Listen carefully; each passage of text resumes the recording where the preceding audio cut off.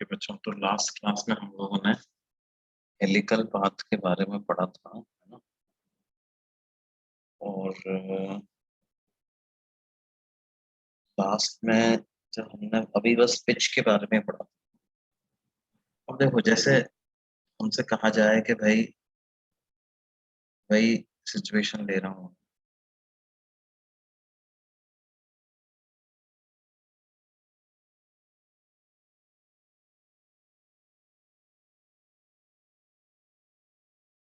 Magnetic field x direction में है, particle की वेलोसिटी u है, थीटा एंगल बना रहा है एक्स एक्सिस के साथ, और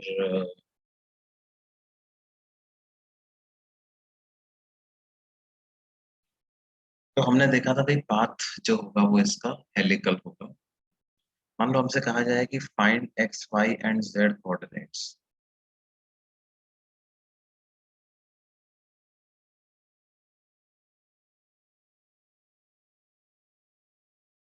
एट टाइम t।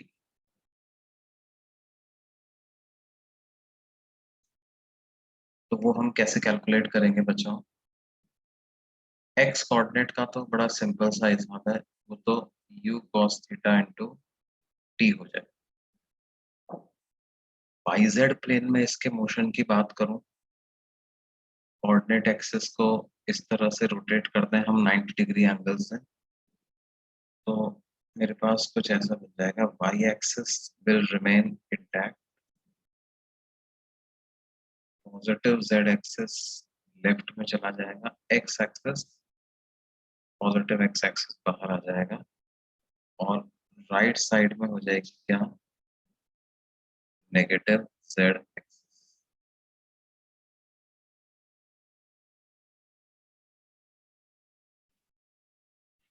और वाई जेड प्लेन में अगर पार्टिकल का मोशन देखें हम, तो शुरू में u साइन थीटा वेलोसिटी थी उसके पास, और वो इस तरह के पाथ में मूव करे, वाई जेड प्लेन की जहां तक बात है तो ऐसा पाथ। और रेडियस जो वाई जेड प्लेन में बनेगी वो बनेगी M you sine theta divided by Q B. T equal to zero पे तो ओरिजिन पे ही है, वाई और जेड कोऑर्डिनेट दोनों जीरो है।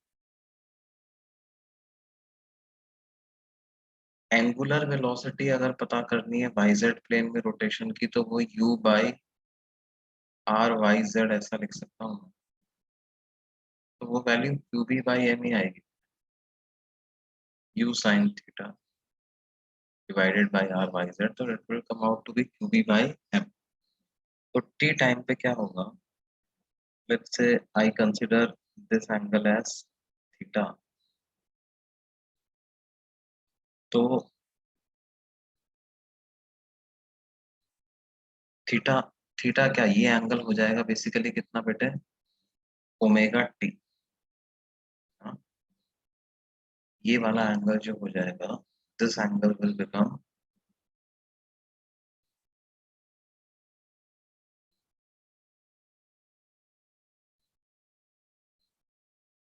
Omega T. इस रेडियस को मैं आर वाई जेड लिख देता हूँ, तो जो इसका वाई कोऑर्डिनेट हो जाएगा वो हो जाएगा R Y Z into sine omega T, that is M you sine theta by Q b into sine of omega T. Omega को क्या लिखूंगा, Q B by M into, और जो जेड कोऑर्डिनेट इसका हो जाएगा वो नेगेटिव होगा, इतनी वैल्यू लिखनी पड़ेगी मेरे को, तो एक माइनस साइन तो पहले लगा देता हूँ, r Y z minus r Y z cos omega.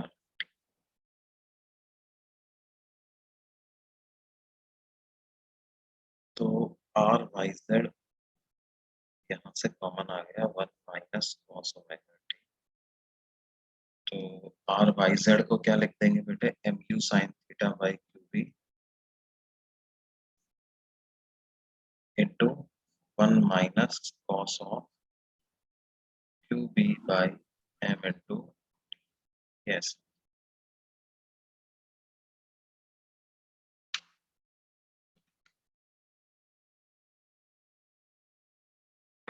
Hello sir. हाँ बेटे बोलो। सर वो जेड कोऑर्डिनेट वापस बताइए ना। हाँ हाँ वाई वाला समझा था। देखो बेटे, जेड कोऑर्डिनेट का देखो तुम, ये वो वाई जेड प्लेन में सर्कल बन रहा है ना। और आपकी ये जो लाइन है,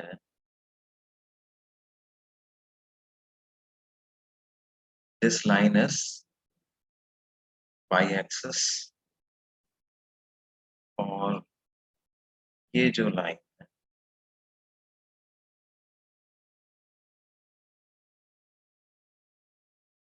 this line is z axis. और इधर क्या है बेटे, दिस इज पॉजिटिव जेड, इस तरफ नेगेटिव ना। और ये पार्टिकल का एक तरीके से उसके सेंटर के रिस्पेक्ट में पोजीशन वेक्टर हो गया। ये एंगल बन गया कितना बेटे, omega t, t equal to 0 पे यहाँ पे था, ओमेगा एंगुलर वेलोसिटी से चल रहा है तो टी टाइम पे इधर पहुंच गया। अब हमने इस पॉइंट से यहाँ पर परपेंडिकुलर ड्रॉप किया,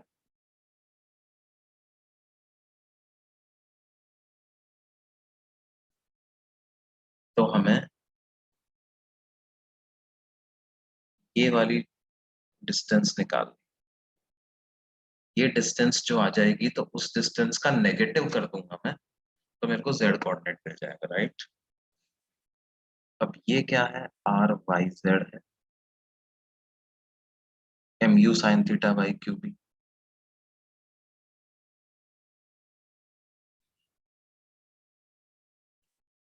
ये जो डिस्टेंस है ये हो जाएगी r Y z cos omega, right. और ये पूरा आर है, तो आर में से r Y z cos omega t subtract करूंगा तो इतना डिस्टेंस मिल जाएगा मेरे, आर वाई जेड में से r Y z cos omega t subtract. और क्योंकि नेगेटिव साइड पे है तो एक माइनस साइन भी लगा दूंगा। हाँ सर समझ गए। अभी समझा। तो ये इस तरह से हम कैलकुलेट कर सकते हैं। अच्छा, इसी क्वेश्चन में हमसे पूछा जाए, calculate the distance travelled by particle in time.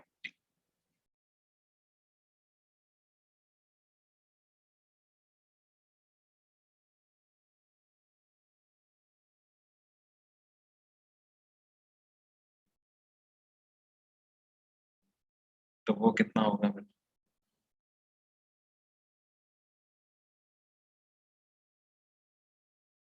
इसका सॉल्यूशन बड़ा आसान है।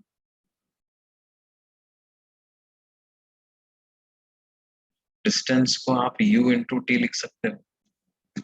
Why? Because speed is constant.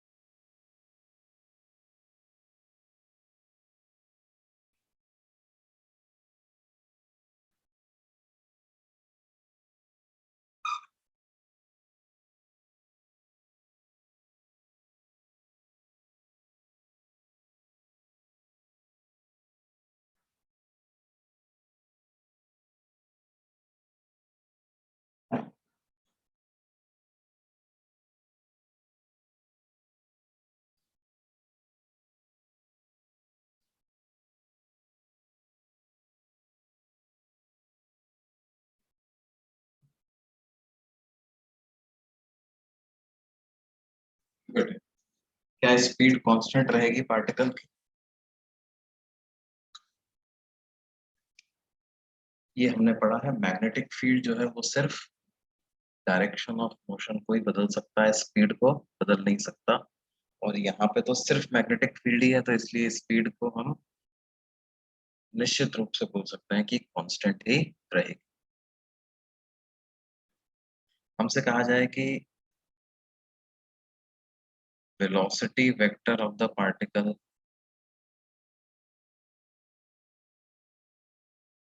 At time T बता। तो देखो जाहिर सी बात है कि वेलोसिटी वेक्टर को हम बी एक्स आई कैप प्लस बी वाई जे कैप प्लस बी जेड के कैप ऐसा लिख सकते हैं, जहां पर x कंपोनेंट ऑफ वेलोसिटी तो हमेशा u cos थीटा ही बना रहेगा, y और z कंपोनेंट ऑफ वेलोसिटी हमको लिखने हैं। अब ये y और z कंपोनेंट ऑफ वेलोसिटीज किस तरह से लिखेंगे बच्चों? देखो ये yz प्लेन में पार्टिकल का पाथ है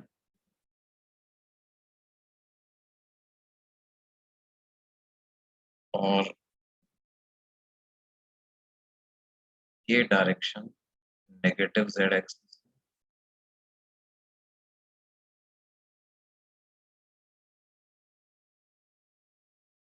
और ये लाइन जो है वो y एक्सिस। ठीक है,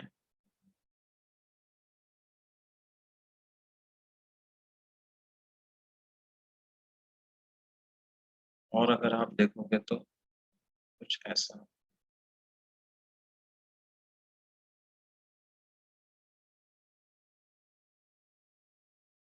टी टाइम पर इसका position vector omega T angle बना रहा हो। वेलोसिटी की डायरेक्शन क्या होगी? इस पोजीशन वेक्टर के परपेंडिकुलर, है ना। ये yz कंपोनेंट ऑफ वेलोसिटी, इसका मैग्नीट्यूड u sin थीटा है, yz प्लेन में जो वेलोसिटी का प्रोजेक्शन है। तो अगर ये u sin थीटा है तो इसके कंपोनेंट कर लेते हैं अपन। ये ओमेगा टी है, this angle will also be omega T, ये 90 माइनस ओमेगा टी एंगल आ जाएगा। तो वेलोसिटी का z डायरेक्शन में कितना कंपोनेंट आ रहा है? u sin theta into cos 90 minus omega T, मतलब साइन ओमेगा टी। और y डायरेक्शन में कितना कंपोनेंट आ रहा है? u sin theta into sine 90 minus omega T, मतलब कॉस ओमेगा टी। तो ये हो जाएगा u cos theta y cap plus B Y को लिखेंगे u sin theta into cos omega T J cap minus u sin theta into sine omega T. ये ऐसा velocity vector particle का।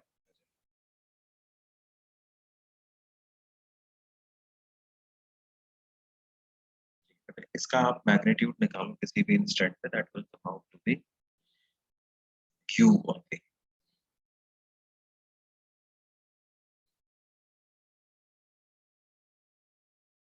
अच्छा, इस हेलिकल पाथ, हाँ बेटे बोलो।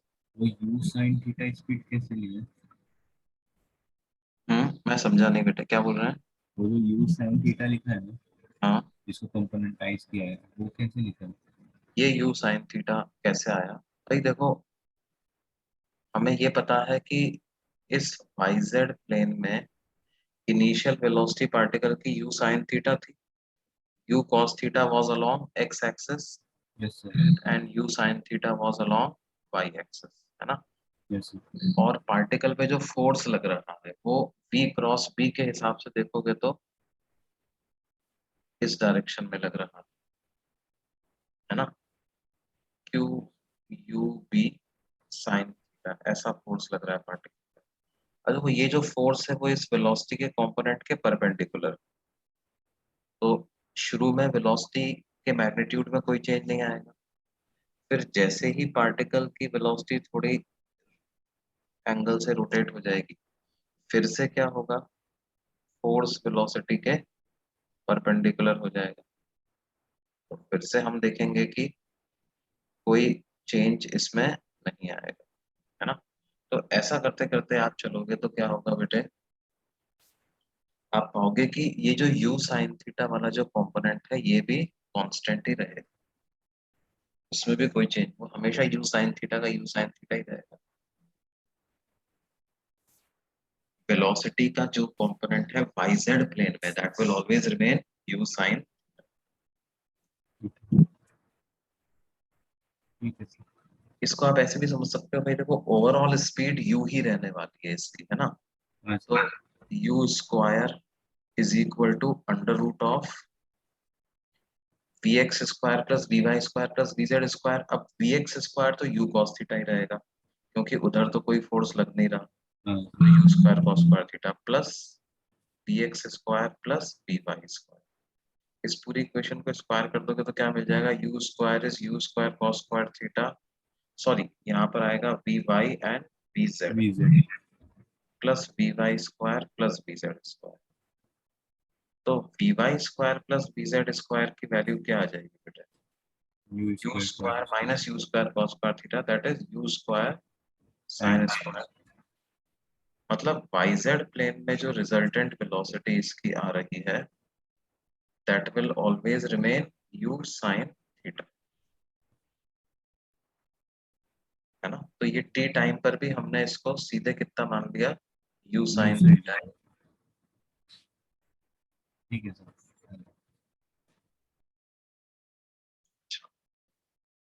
अब देखो इसमें कुछ, ये तो हुआ वेलोसिटी मैग्नेटिक फील्ड के साथ कुछ थीटा एंगल बना रही थी और मैग्नेटिक फील्ड यूनिफॉर्म था, है ना। अब इसमें मान लो इलेक्ट्रिक फील्ड भी हो, अगर कुछ इस तरह का केस हो जाए कि ये x डायरेक्शन है, ये y है, और इधर बाहर z आ रहा है, ठीक है। हमसे कहा जाए हमने पार्टिकल को xy प्लेन में इनिशियल वेलोसिटी दी u at an angle theta with the x axis, magnetic field x direction में है, यूनिफॉर्म है, और x डायरेक्शन में ही इलेक्ट्रिक फील्ड, दोनों यूनिफॉर्म फील्ड।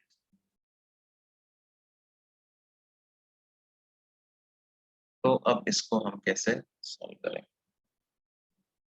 कैसा पार्टिकल का पाथ होगा, क्या होगा, ये सारी बातें हमको पता कर। फिर से हम एक बात बोल सकते हैं कि force of magnetic field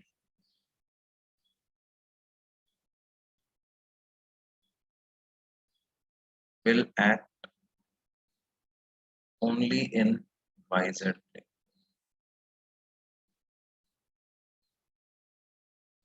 and force of electric field will act only along x axis। Magnetic field का फोर्स सिर्फ लगेगा yz प्लेन में, इलेक्ट्रिक फील्ड का फोर्स लगेगा सिर्फ अलोंग x एक्सिस। तो अगर x डायरेक्शन की मैं बात करूं तो इनिशियल वेलोसिटी का x कंपोनेंट है u cos थीटा, और एक्सेलरेशन का x कंपोनेंट है कितना, q e by m। तो डिस्प्लेसमेंट इन x डायरेक्शन कितना हो जाएगा, q cos theta into t plus half q e by m into t square. ये डिस्प्लेसमेंट का x कंपोनेंट इतना हो जाएगा, ठीक है। yz प्लेन में अगर हम बात करें तो देखो, after we rotate this principal this coordinate axis like this, तो y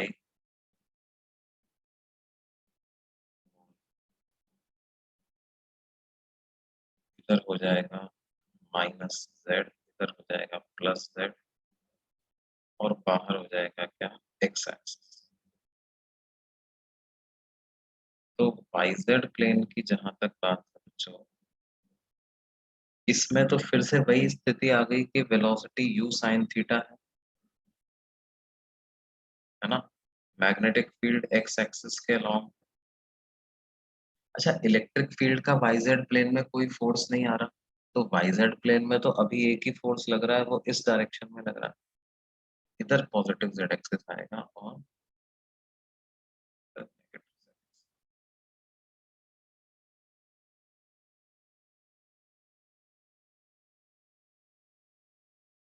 वो इधर आ जाएगा Q U sin theta into. तो YZ प्लेन में तो इसका पाथ वही सर्कुलर ही होगा, तो radius of circular path in YZ plane will be mu sin theta by q। Electric field YZ plane के मोशन को अफेक्ट नहीं कर रहा, because electric field is not applying any force in YZ plane, वो तो x direction में ही force लगा रहा है। तो बेसिकली देखो इसमें भी क्या होगा, इसमें अगर हम इसके ओवरऑल पाथ की बात करें, इस तरह से कोऑर्डिनेट एक्सिस ले रहा हूं मैं, y axis, negative z axis और ये पॉजिटिव z एक्सिस, और इधर आएगा क्या, x एक्सिस। तो इस तरह का path,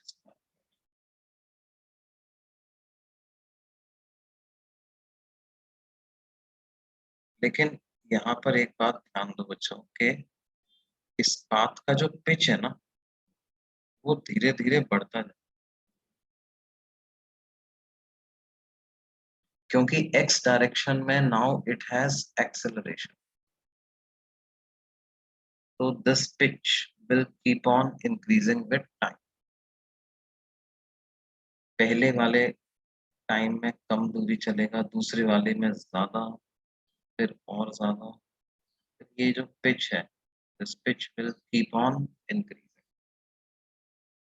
with time, pitch will keep on.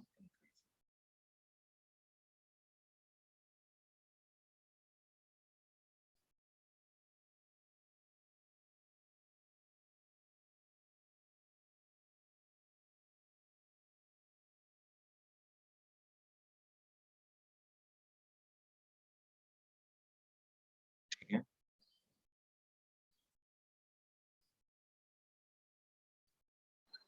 Sir ये बात समझ में आती है भाई? सर हाँ बेटे। जो हम लोग फोर्स लगा, जो क्यूई फोर्स एक्स डायरेक्शन में लग रहा है ना, और q q q u b sine theta भी लग रहा है, वो दोनों जो फोर्स है वो यू साइन थीटा के परपेंडिकुलर है ना, तो वो दोनों ये सर्कल वाली इक्वेशन, सर्कल वाले फोर्स के इक्वेशन में नहीं लिखेंगे? नहीं नहीं नहीं नहीं, देखो जो इलेक्ट्रिक फील्ड का जो फोर्स है ना QE, वो तो ऐसे लग रहा, ठीक है। हाँ अब ये u साइन थीटा के परपेंडिकुलर तो है ये वाला फोर्स, है ना, लेकिन ये फोर्स YZ प्लेन के मोशन को अफेक्ट नहीं करेगा, क्योंकि देखो ये QE will always remain perpendicular to YZ plane, will always be along x axis।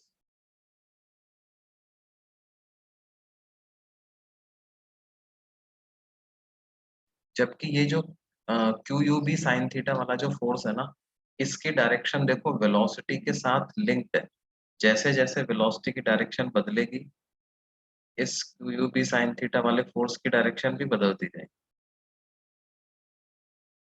ठीक है। तो ध्यान दो कि सर्कुलर पाथ को तो वही फोर्स अफेक्ट करेंगे ना जो सर्कुलर पाथ के प्लेन में लाई कर रहे हैं।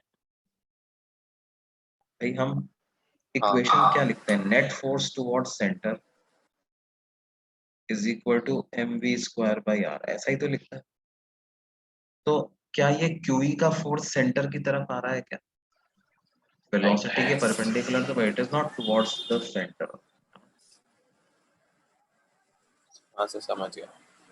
और देखो जो अपन ये परपेंडिकुलर कोऑर्डिनेट सिस्टम के बारे में बात करते हैं, तो इसके एनालिसिस का पीछे का सबसे इम्पोर्टेंट पॉइंट क्या होता है कि एक्स डायरेक्शन के फोर्स जो हैं वो वाई और जेड डायरेक्शन के मोशन को अफेक्ट नहीं करते। वाई डायरेक्शन का फोर्स एक्स और जेड डायरेक्शन के मोशन को, मतलब इन परपेंडिकुलर डायरेक्शन में मोशन को आप इंडिपेंडेंटली एनालाइज कर सकते हैं, है ना। रेक्टेंगुलर कोऑर्डिनेट सिस्टम की ये खास बात होती है कि परपेंडिकुलर डायरेक्शन में जो मोशन होगा पार्टिकल का, that can be independently analysed. X can be analysed irrespective of y and z, y and z can be analysed irrespective of x.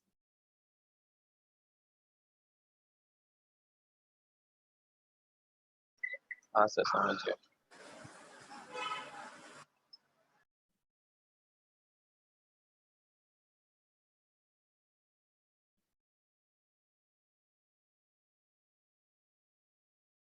Sir मतलब जो वाईजेड प्लेन में सर्कुलर मोशन हो रहा है वो हमेशा यूनिफॉर्म रहेगा ना?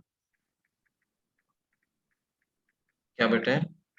सर जो सर्कुलर मोशन हो रहा है यूनिफॉर्म, YZ प्लेन में, यूनिफॉर्म, बिल्कुल यूनिफॉर्म रहेगा, बिल्कुल यूनिफॉर्म रहेगा, क्योंकि वाईजेड प्लेन में जो वेलोसिटी है u sin थीटा, उसका मैग्नीट्यूड चेंज करने वाला कोई फोर्स है ही नहीं। मैग्नीट्यूड ऑफ वेलोसिटी तभी चेंज होगा जब फोर्स का कंपोनेंट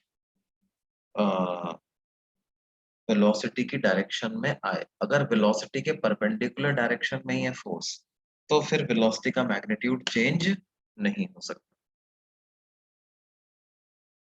हाँ सर। ठीक है बेटा।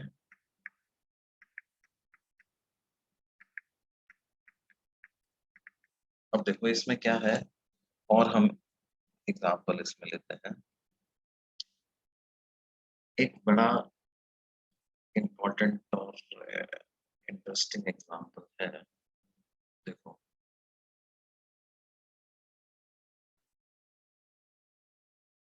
कुछ इस तरह का।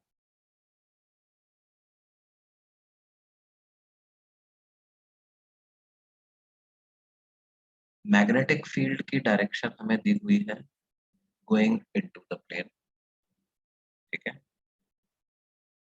यूनिफॉर्म। इलेक्ट्रिक फील्ड की डायरेक्शन है अलोंग एक्स एक्सिस,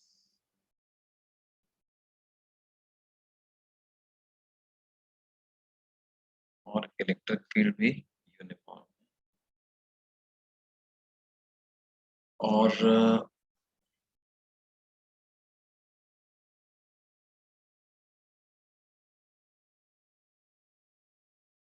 ऐसा, ठीक है। वेलोसिटी के बारे में मान लो हमसे कहा जाए कि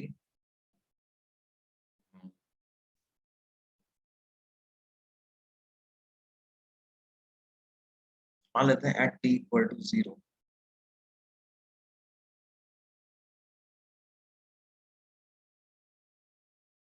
वेलोसिटी इज 0, ऐसा। at t equal to 0 velocity is 0 and particle was at origin,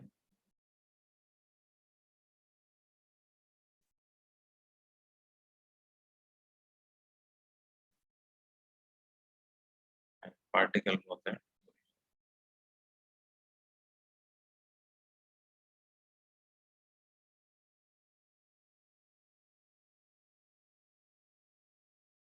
तो हमें क्या करना है, find velocity and position of particle at time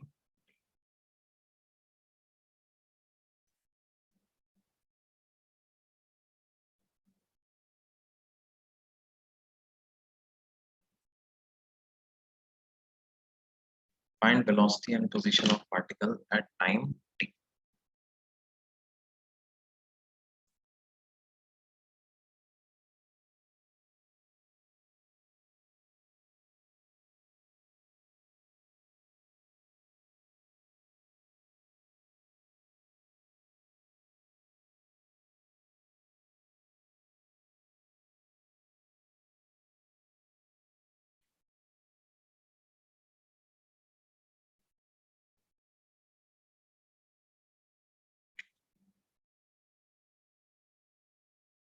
अब देखो क्या होगा बेटे, T,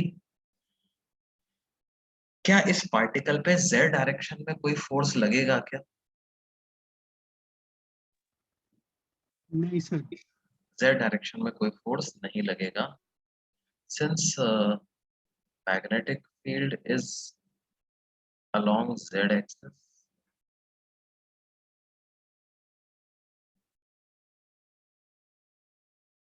Magnetic force will not have any component along z axis.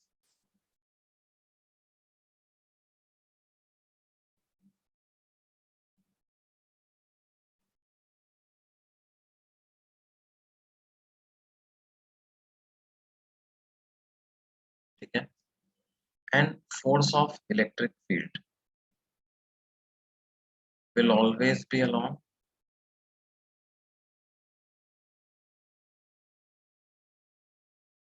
x axis. Electric field का फोर्स हमेशा x एक्सिस के अलोंग लगेगा।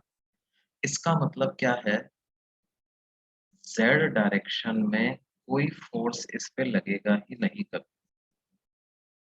अच्छा, z डायरेक्शन में शुरू में कोई वेलोसिटी थी नहीं, इसका मतलब क्या है, particle will never acquire velocity along z axis.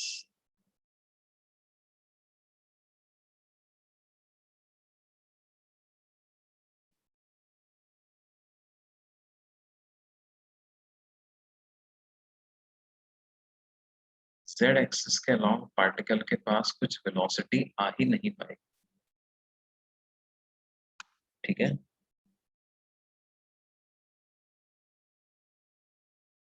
particle will never acquire any velocity along z axis. अच्छा, अब होगा क्या देखो, at t equal to 0, शुरुआती इंस्टेंट की बात करें अगर, तो at t equal to 0 magnetic field का फोर्स तो 0 ही हो जाएगा क्योंकि वेलोसिटी 0 है। तो जो नेट फोर्स होगा वो QE हो जाएगा, आई कैप x एक्सिस के लॉन्ग लाइन।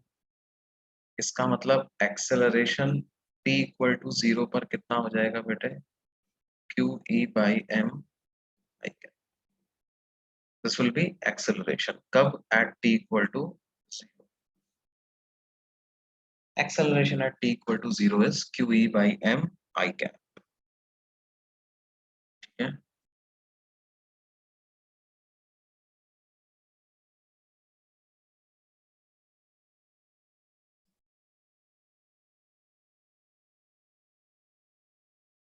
तो इतना x डायरेक्शन में एक्सेलरेशन है t इक्वल टू 0 पे, तो पार्टिकल थोड़े dt टाइम में x डायरेक्शन में थोड़ी सी स्पीड एक्वायर करेगा। अब जैसे ही x डायरेक्शन में थोड़ी सी स्पीड एक्वायर करेगा पार्टिकल, मैग्नेटिक फील्ड क्योंकि इनटू द प्लेन है, v क्रॉस b करोगे तो क्या होगा, पार्टिकल पर थोड़े टाइम बाद, at some time later, magnetic field का फोर्स ऊपर लगेगा। तो इसका मतलब ऊपर की तरफ भी थोड़ी सी स्पीड एक्वायर करने लगेगा, तो इसकी रिजल्टेंट वेलोसिटी थोड़ी इस डायरेक्शन में हो जाएगी, मतलब इसका पाथ थोड़ा ऐसा होने लगेगा। ठीक है, एक्स वाई प्लेन में ही चलेगा, ध्यान दो। और जैसे ही पाथ ऐसा हुआ, वेलोसिटी कुछ रिजल्टेंट इस डायरेक्शन में हुई, तो अब मैग्नेटिक फील्ड का फोर्स इधर लगने लगे और इलेक्ट्रिक फील्ड का फोर्स तो एक्स एक्सिस के अलोंग लगे। मतलब मैग्नेटिक फील्ड का जो फोर्स होगा वो धीरे धीरे एक्स वाई प्लेन में लगने लग जाएगा, और इलेक्ट्रिक फील्ड का तो हमेशा एक्स डायरेक्शन में ही लगेगा। ठीक है, ध्यान दो, path of particle will remain in x y plane, planar path में ही चलेगा। z डायरेक्शन में ना तो शुरू में हमने कोई वेलोसिटी दी, ना ही z डायरेक्शन में कोई फोर्स था, तो z डायरेक्शन में तो कभी जाएगा ही। अब देखो, इसको समझने के लिए क्या है, हम ऐसा मान लेते हैं कि इसका ऐसा कुछ पाथ हुआ और एट टाइम t उसकी वेलोसिटी कुछ इस डायरेक्शन में आई। Let velocity at time t be equal to vxi cap plus vy j cap. Velocity at time t will be equal to vxi cap plus vy j cap. Magnetic field going into the plane है, तो v cross b करूंगा मैं, तो force of magnetic field कितना आ जाएगा बेटे, q into v cross b, vxi cap plus vy j cap cross with minus b k cap. तो ये माइनस क्यू बी को अलग लिख देते हैं,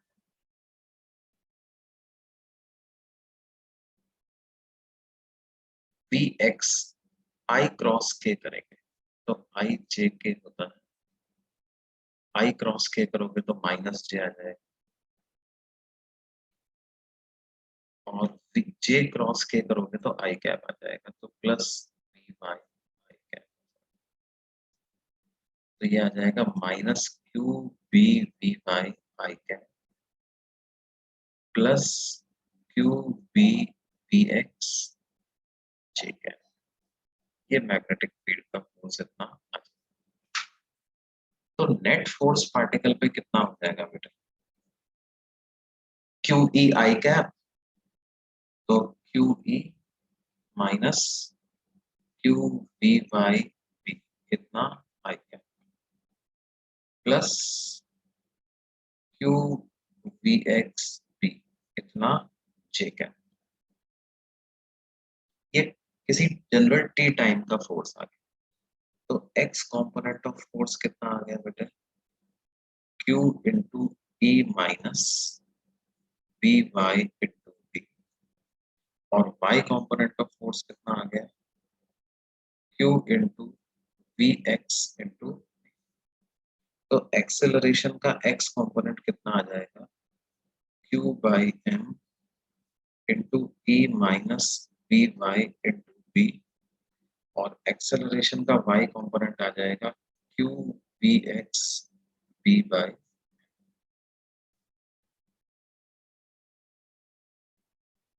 ध्यान दो, इसको हम d we x by D t लिख सकते हैं, और इसको D we Y by D t, ठीक है, इसको लिख सकता हूँ d we x by D t, इसको लिख सकता हूँ डी वी वाई बाई। तो दो इक्वेशन बन गई हमारे पास अलग अलग, इनको दोबारा से अपन लिख लेते हैं। D we x by D t किसके बराबर आ गया,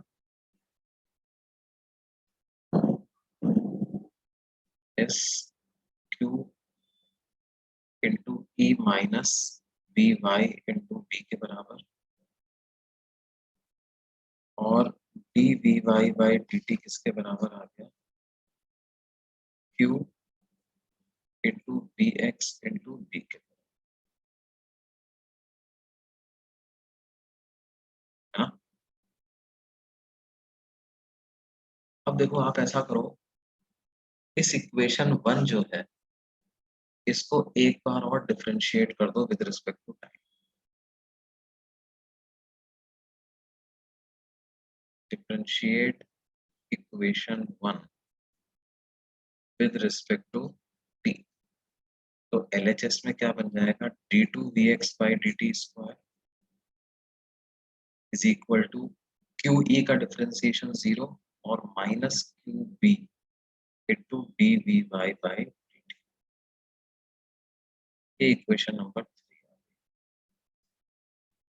तो d we Y by D t कितना आ गया, minus 1 by Q b into d two v x by D t square. इससे इक्वेशन 3 में वैल्यू पुट कर दो, तो d we Y by D t की वैल्यू क्या सब्स्टिट्यूट कर देंगे, minus 1 by Q b into d two v x by D t square is equal to q we x into B. ये क्या किया मैंने, फ्रॉम 2 एंड इक्वेशन 2 और 3 से ये वैल्यू मेरे पास आ, इसको कुछ इस फॉर्म में लिख लो आप, d2 vx by dt square is equal to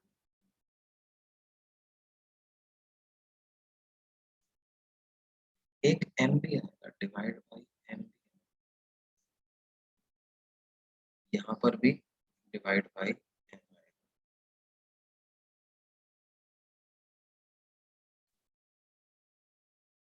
differentiate करेंगे तब भी यहाँ पर एक m आएगा।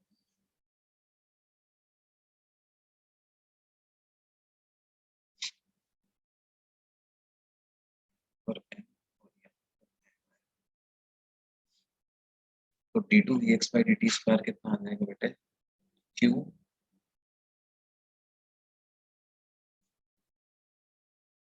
Minus of Q B by M का whole square into B X minus of Q B by M का होल स्क्वायर इंटू बी, ये ऐसी वैल्यूज की। तो वी एक्स कितना आ जाएगा, देखो अब ये इस इक्वेशन को समझो आप, और थोड़ी देर के लिए upon Q B by M को कुछ कांस्टेंट मान लेते हैं, क्यू बी बाई एम को कांस्टेंट मान लो कुछ ओमेगा। तो ये देखो ये एस एच एम के जैसी इक्वेशन बन गई है।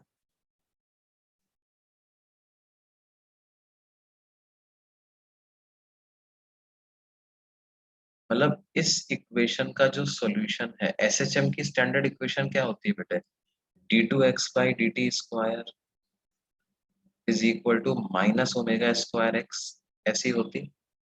तो x का सॉल्यूशन साइनोसॉइडल आ जाता है, तो यहाँ पर भी x की जगह vx है, तो vx का सॉल्यूशन साइनोसॉइडल आ जाएगा, vx is equal to vx naught into sine omega t plus,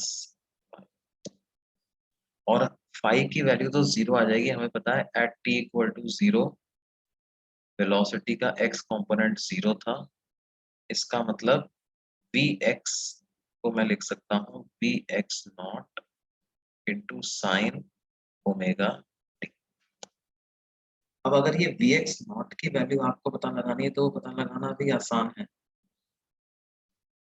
कैसे, इस इक्वेशन को टाइम के रिस्पेक्ट में डिफरेंशिएट करो तो dvx बाई dt आ जाएगा, उसको लिख सकते हैं vx naught omega cos omega T. अगले पेज पे देखो dvx बाई dt कितना आ गया है, vx naught omega into cos omega T. अब ये dvx बाई dt क्या है, एक्सेलरेशन का x component, this is vx naught omega cos omega t. Now at t equal to zero acceleration का x कंपोनेंट कितना हो जाएगा, इस इक्वेशन में t को जीरो कर दो तो vx नॉट ओमेगा के बराबर आ जाएगा। अब हमें पता है कि t इक्वल टू जीरो पर, at t equal to zero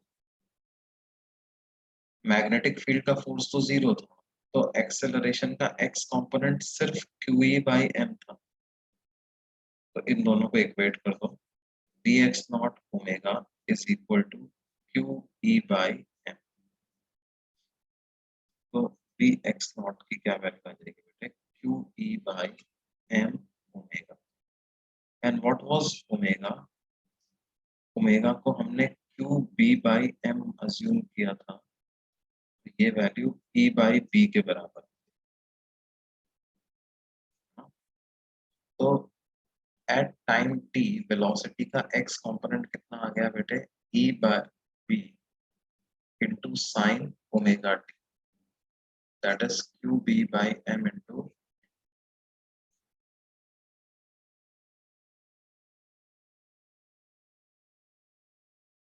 ये x component of velocity at time t इतना आ जाएगा। ठीक है, अब देखो ये यहाँ तक बात समझ में आई सबको,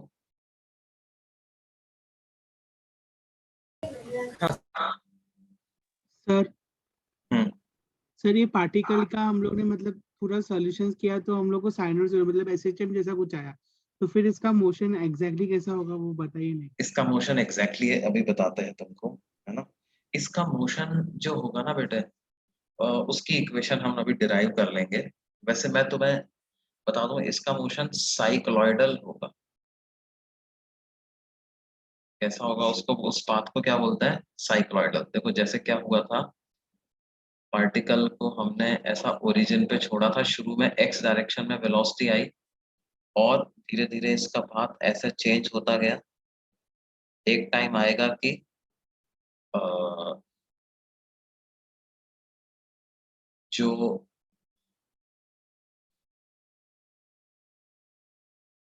देखो, मैग्नेटिक फील्ड का फोर्स जैसे जैसे वेलोसिटी बढ़ती जाएगी, मैग्नेटिक फील्ड का फोर्स नेगेटिव एक्स डायरेक्शन में भी बढ़ता जाएगा। तो फिर इसका पाथ ऐसा होता है, कुछ ऐसा,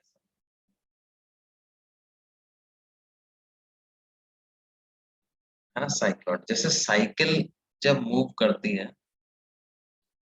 तो उसकी सरफेस पर जो पॉइंट्स होते हैं ना, उनका पाथ कैसा होता है, उस तरह का पाथ होगा। मतलब क्या है, ये रोटेट भी करता जा रहा है और आगे भी जाता जा रहा है, but the path will be planar. वो 3 डायमेंशनल पाथ नहीं होगा, प्लेनर पाथ ही होगा, है ना। अपन पूरी इक्वेशन डिराइव करेंगे इसकी। मतलब साइक्लॉइडल बेसिकली क्या होता है, circular path about a point which is moving in a straight line. ऐसा सर्कल जिसमें सेंटर ऑफ सर्कल भी मूव करता जा रहा है। भाई साइकिल के सरकमफेरेंस के पहिए पे, सरकमफेरेंस पे जितने भी पॉइंट्स होते हैं वो सेंटर के अबाउट सर्कल में घूमते हैं, लेकिन सेंटर खुद स्ट्रेट लाइन में बढ़ता जा रहा है। यहाँ पे भी ऐसा ही आएगा। देखो, ये एक्स कंपोनेंट ऑफ वेलोसिटी इतना आ गया, वाई कंपोनेंट ऑफ वेलोसिटी अपन पता लगा लेते हैं। वो पता लगाना बड़ा आसान है। ये जो इक्वेशन है ना,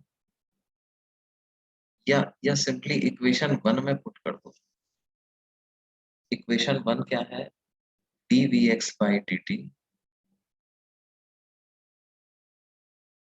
is q by m into e minus by q by m into e minus by into b। तो यहाँ पे dvx by dt की वैल्यू पुट करनी है आपको सिर्फ। तो ये dvx by dt कितना आ जाएगा, e by b multiplied by qb by m into cos of qb by m into t equal to q by m into e minus b by। तो ये q by m से q by m cancel हो गया, b से b cancel हो गया। तो यहाँ से वेलोसिटी के y कंपोनेंट की क्या वैल्यू आ जाएगी बेटे,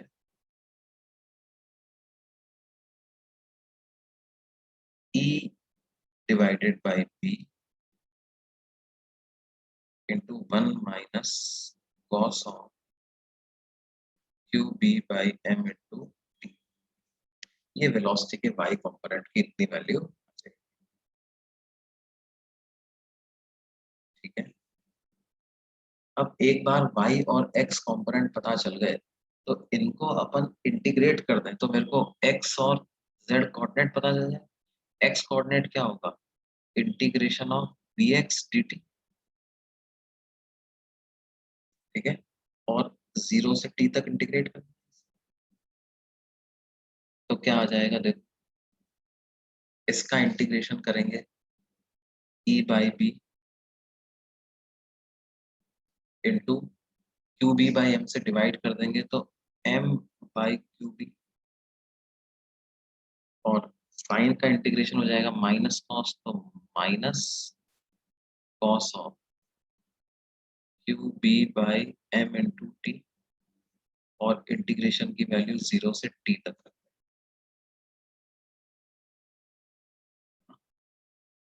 तो x की क्या वैल्यू आ जाएगी बेटे, minus M E by Q B square into cos qb by m into t minus 1, या इसको ऐसा लिख सकता हूँ m e by b square, ये माइनस साइन को अंदर ले जाओ, इसको 1 minus cos qb by m into t।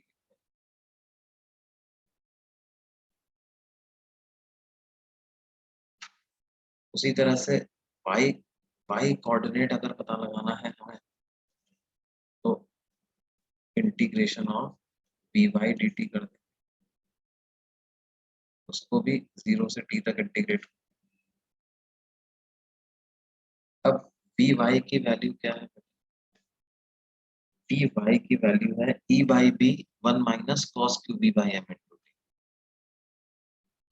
e by b बाहर आ जाए, 1 minus cos qb by m into t dt, ऐसा कर देंगे 0 से t तक। तो ये वैल्यू आ जाएगी e by b, integration dt की वैल्यू हो जाएगी t minus cos qb by m into t dt की वैल्यू क्या हो जाएगी?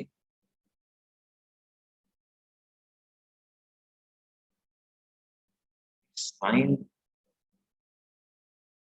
qb by m into t divided by qb by m, तो m by,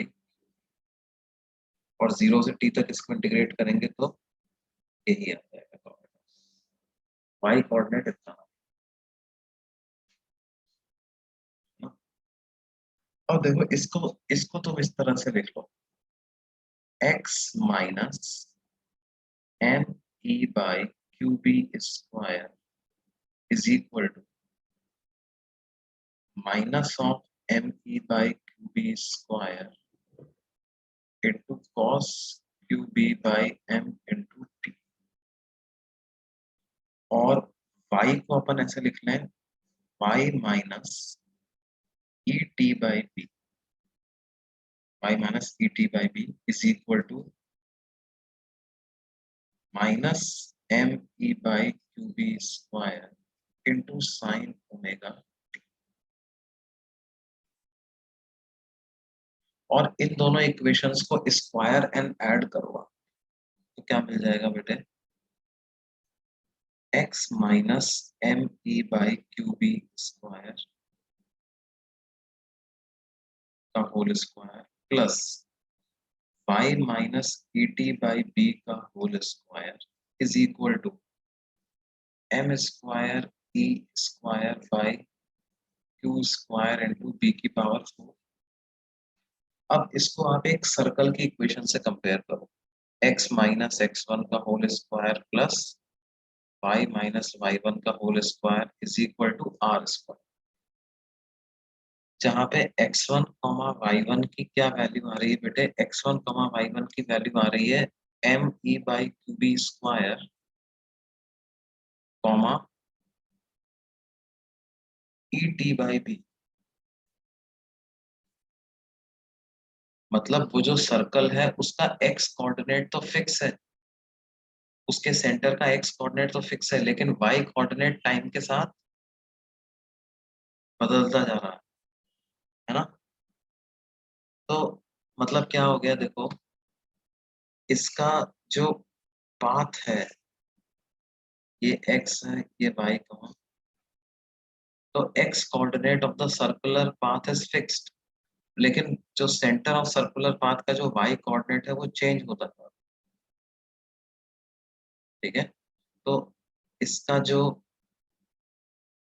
सर्कुलर, इसका जो पाथ बनेगा ना, इस तरह के पाथ को क्या बोलते हैं बेटे? इस तरह के पाथ को बोलते हैं cycloidal path. Such path is called as cycloidal.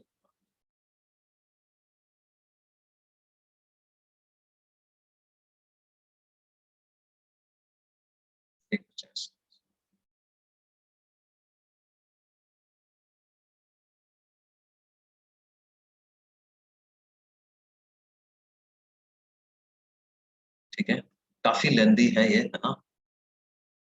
Quite a lengthy question, लेकिन इम्पोर्टेंट है ना। और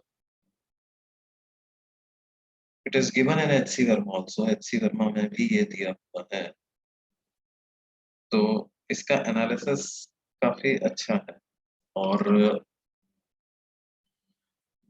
कैसे किसी कॉम्प्लेक्स क्वेश्चन को हम एक्स वाई जेड में डिवाइड करके उसको समझ सकते हैं, वो है, ठीक है।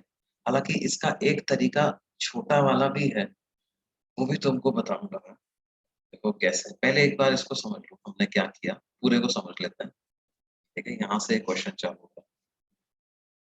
हमें दिया हुआ था कि एक पार्टिकल को हमने रिलीज फ्रॉम रेस्ट किया इन अ रीजन जिसमें कि इलेक्ट्रिक फील्ड मैग्नेटिक फील्ड दोनों थे। इलेक्ट्रिक फील्ड एक्स डायरेक्शन में था, magnetic field negative Z direction में था, ठीक है।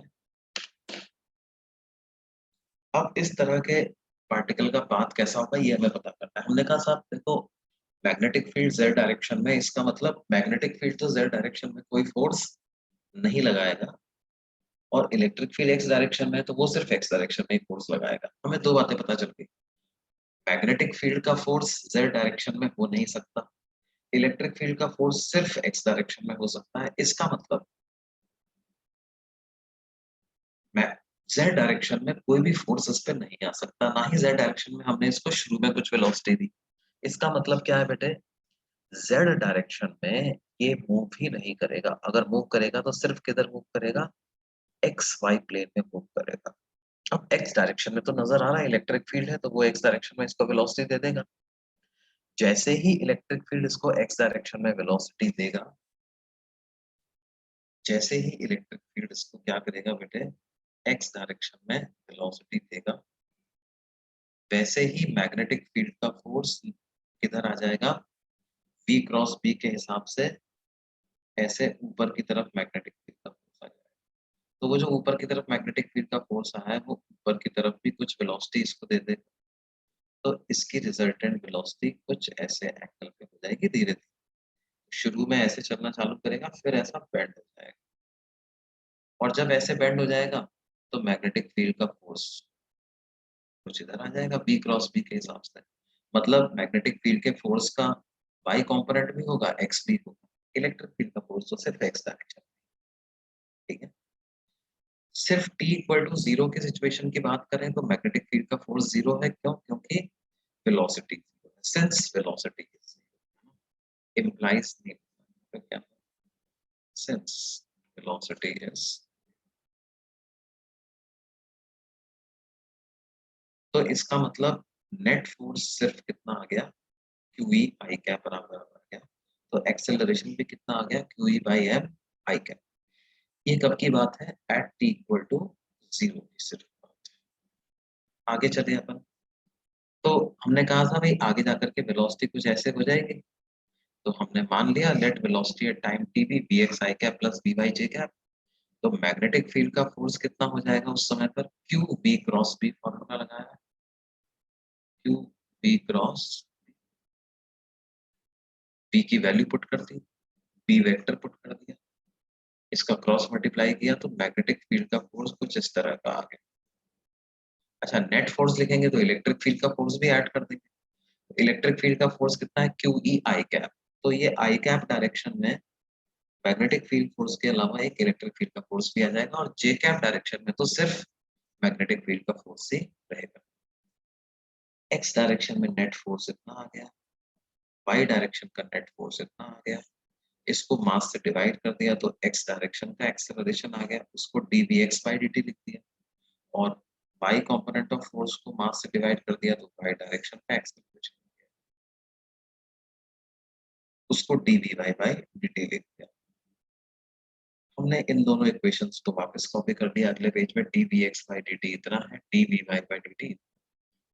अब देखो इसमें V X V Y D we x by D T D we Y by D T आ रहा था, हमने क्या किया, इक्वेशन को डिफरेंशिएट किया, इसको फर्स्ट इक्वेशन को टाइम के रिस्पेक्ट में, तो एलएचएस में d two v x by D t square हो गया, आरएचएस में क्यू ई बाई एम, उसका डिफरेंशिएशन 0 हो गया, और बाकी बचेगा डिफरेंशिएशन कुछ ऐसे लिख दिया कि क्यू बी बाई एम तो कांस्टेंट था, वी वाई का differentiation d we Y by D t. फिर इक्वेशन 2 से d we Y by D t की वैल्यू निकाल करके इक्वेशन 3 में पुट कर दी, तो कुछ इस तरह की इक्वेशन हमारे पास बनती है ना।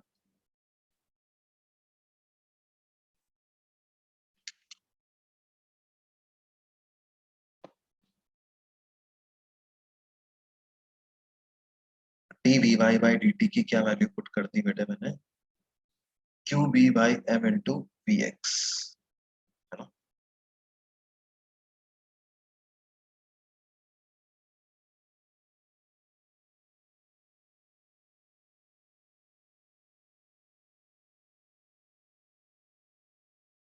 तो उससे मेरे पास ये वाली इक्वेशन आ जाती है।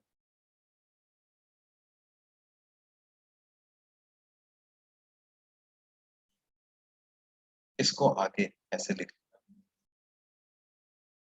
हमने देखा अरे यार ये तो अपने पास omega Q B by M देखा है, तो एस एच एम की ही इक्वेशन लिखी हुई है और इसको आगे प्रोसीड कर देंगे तो इस तरह का मिलता गया। इसका सॉल्यूशन ऐसा आना चाहिए, t इक्वल टू 0 पे x कंपोनेंट ऑफ वेलोसिटी 0 है तो फाई की वैल्यू 0 हो जाएगी, फाई की वैल्यू 0 हुई तो ये आ गया। अब dx नॉट की वैल्यू पता लगानी है, वो कैसे पता लगाएं, इसको टाइम के रिस्पेक्ट में डिफरेंशिएट कर दिया तो एक्सेलरेशन का x कंपोनेंट इतना आ जाएगा, dvx by dt is dx naught omega cos omega t। इसको एक्सेलरेशन का x कंपोनेंट लिखते हैं, dx naught omega cos t equal to 0 पर एक्सेलरेशन के x कंपोनेंट की क्या वैल्यू आ जाएगी, dx naught omega t equal to 0 रखेंगे तो cos 0 1 हो जाएगा, ऐसा t इक्वल टू 0 पर एक्सेलरेशन का x कंपोनेंट सिर्फ q e by m था क्योंकि वेलोसिटी 0 थी, मैग्नेटिक फील्ड कोई फोर्स नहीं लगा रहा था, सिर्फ इलेक्ट्रिक फील्ड ही फोर्स लगा रहा था, तो वो q e by m। इन दोनों को इक्वेट कर दिया तो इससे bx नॉट की वैल्यू पता चल गई। ओमेगा की वैल्यू जो मैंने मानी हुई थी वो पुट कर दी, q b by m, उससे q कैंसिल हो गया, m से कैंसिल हो गया, तो bx नॉट की वैल्यू पता चल गई e by b। तो x direction x component of velocity पता चल गया। एक बार x कंपोनेंट ऑफ वेलोसिटी पता चल गया तो ये जो इक्वेशन होती थी इससे अपन ने v by पता dvx by dt हो गया e by b into qb by m into cos omega t equal to q by m e minus b by 2। तो यहाँ से q by m से q by m cancel, b से b cancel, b by की value कितनी आ गई, e by b into 1 minus cos qb by m into ये y x और y कंपोनेंट ऑफ वेलोसिटी को इंटीग्रेट कर दें तो क्या पता चल जाएगा, x कोऑर्डिनेट और y कंपोनेंट ऑफ वेलोसिटी को इंटीग्रेट कर देंगे तो क्या पता चल जाएगा, y। एक बार x कोऑर्डिनेट पता चल गया, y कोऑर्डिनेट पता चल गया, इन इक्वेशंस को कुछ इस फॉर्म में x कोऑर्डिनेट ऐसे लिख लिया और फिर स्क्वायर एंड ऐड किया तो ये इक्वेशन आ। देखो ये इक्वेशन सर्कल से कंपेयर कर सकते हैं लेकिन उस सर्कल का सेंटर फिक्स नहीं है, वो भी टाइम के साथ चेंज होता जा रहा है ना, वो खुद भी स्ट्रेट लाइन में y डायरेक्शन में चलता जा रहा है। तो circular path about a centre which is moving in a straight line, उस तरह के पाथ को हम क्या बोलते हैं, साइक्लॉइडल। साइकिल के पहिए के सर्कमफेरेंस पे जो पार्टिकल्स होते हैं वो भी इसी तरह से मूव करते होते हैं, सर्कुलर पाथ में मूव कर रहे हैं लेकिन सेंटर ऑफ सर्कल भी स्ट्रेट लाइन में चलता जा रहा है।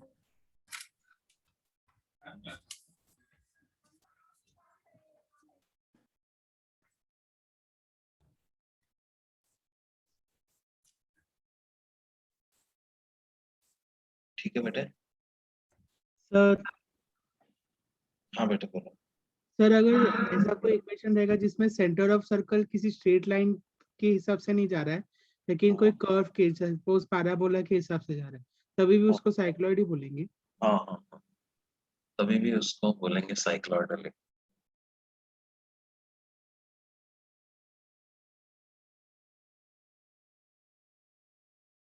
ठीक है बेटे, तभी भी वो साइक्लॉइडल ही कहलाएगा।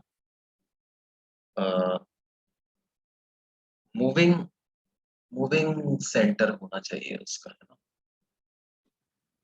और वो एक प्लेन में मूव करे कम से कम। ठीक है, ऐसा ना हो कि वो सेंटर खुद 3 डायमेंशन में मूव करने लगते। तो हमें ये ध्यान रखना है कि साइक्लॉइडल पाथ जो है वो बेसिकली क्या है, ये planar path, it is not a 3 dimensional path, it is a planar path. हाँ सर। ओके, एक इसका मैं तुम्हें छोटा मेथड भी बताने की बात कर रहा था। वो छोटा मेथड क्या होता है देखो,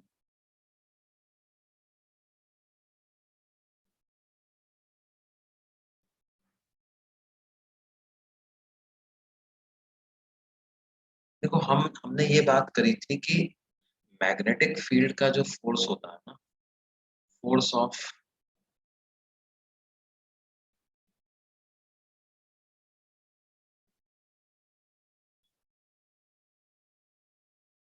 इज फ्रेम डिपेंडेंट, राइट।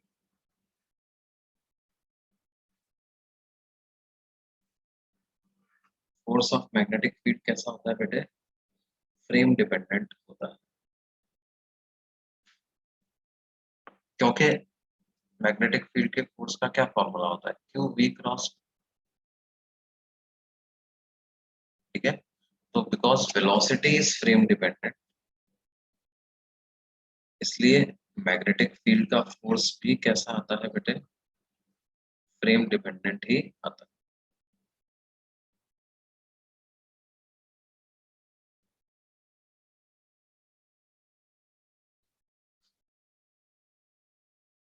अब इस पर्टिकुलर केस में हम क्या करें, let us consider a frame, frame मतलब एक ऑब्जर्वर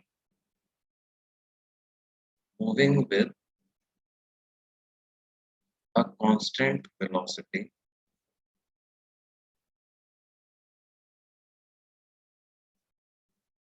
कितना, E by B along y-axis, y direction में वो किस वेलोसिटी से चल रहा है बेटे, E by B वेलोसिटी से वो ऑब्जर्वर चल रहा है।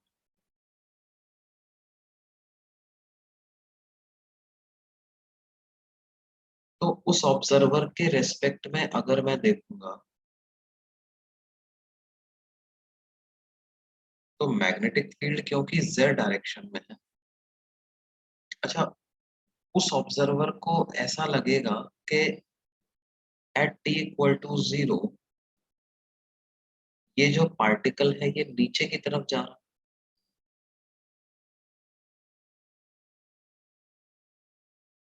किस वेलोसिटी से, E by B वेलोसिटी, क्योंकि बेसिकली वो ऑब्जर्वर खुद ऊपर जा रहा है E by B वेलोसिटी से।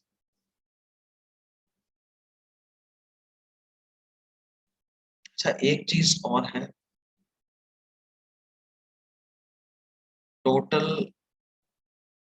Lawrence force must remain same,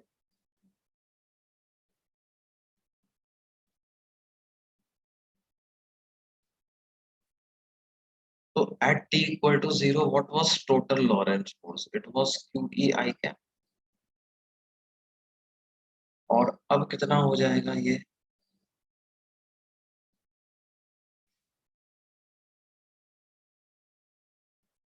V cross B, velocity नीचे मान लिए, मैग्नेटिक फील्ड अंदर की तरफ है, तो मैग्नेटिक फील्ड का फोर्स कितना हो गया है, Q V, V is E by B into B,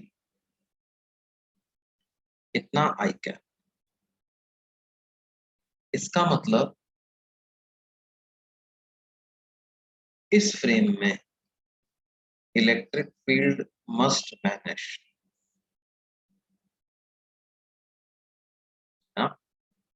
देखो क्या है, मैग्नेटिक अकेले मैग्नेटिक फील्ड का फोर्स भले ही फ्रेम डिपेंडेंट हो, लेकिन जो टोटल नेट फोर्स एक पार्टिकल पे लग रहा है ना, ये बड़ी इंपॉर्टेंट बात है, ध्यान दो, note that net force on any particle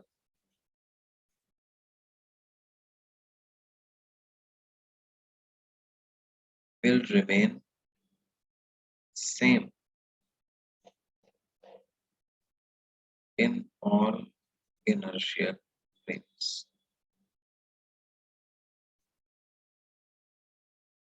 मतलब कौन से frames moving with constant velocity with respect to अर्थ।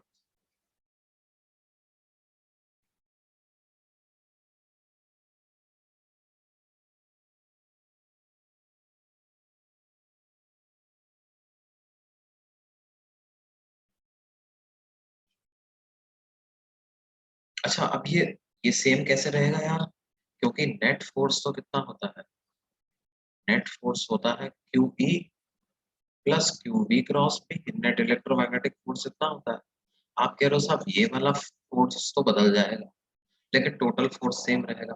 तो टोटल फोर्स सेम रहने के लिए इस फोर्स को भी बदलना पड़ेगा, तभी जाकर के टोटल फोर्स सेम रह पाए। ठीक है सर हाँ बेटे बोलो बोलो। सर वो लॉरेंस फोर्स वाला पार्ट वापस समझाइए ना। हाँ देखो, जो लॉरेंस फोर्स होता है वो ये होता है, टोटल इलेक्ट्रोमैग्नेटिक फोर्स को क्या बोलते हैं, लॉरेंस फोर्स। ठीक है, अब एक बात तुम समझो कि हम ये अपन ने पढ़ा हुआ है कि हर इनर्शियल फ्रेम से पार्टिकल का एक्सेलरेशन सेम ही नजर आना चाहिए, है ना। जैसे कोई एक पार्टिकल है वो मूव कर रहा है और मैंने दो अलग अलग फ्रेम लिए, दोनों के दोनों कांस्टेंट वेलोसिटी से मूव कर रहे हैं, दोनों के दोनों का एक्सेलरेशन अर्थ के रिस्पेक्ट में 0 है। तो इन दोनों फ्रेम से देखने पर पार्टिकल का पाथ अलग अलग नजर आ सकता है भले ही, लेकिन पार्टिकल का जो एक्सेलरेशन है वो दोनों के रेस्पेक्ट में सेम नजर आना चाहिए।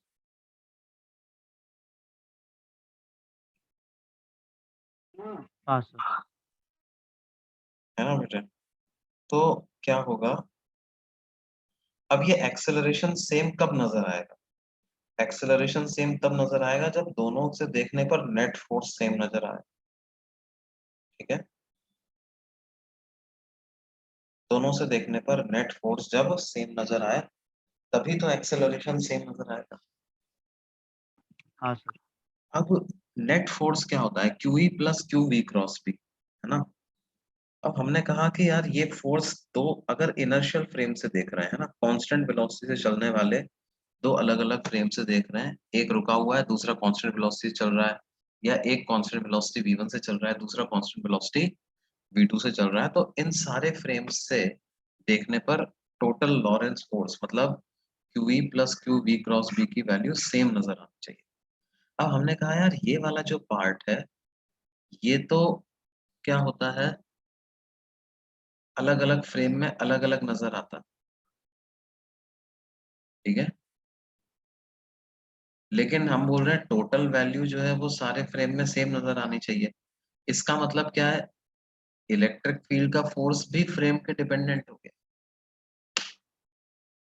फोर्स ऑफ इलेक्ट्रिक फील्ड भी फ्रेम डिपेंडेंट होना चाहिए कि नहीं होना चाहिए बेटा। Yes sir.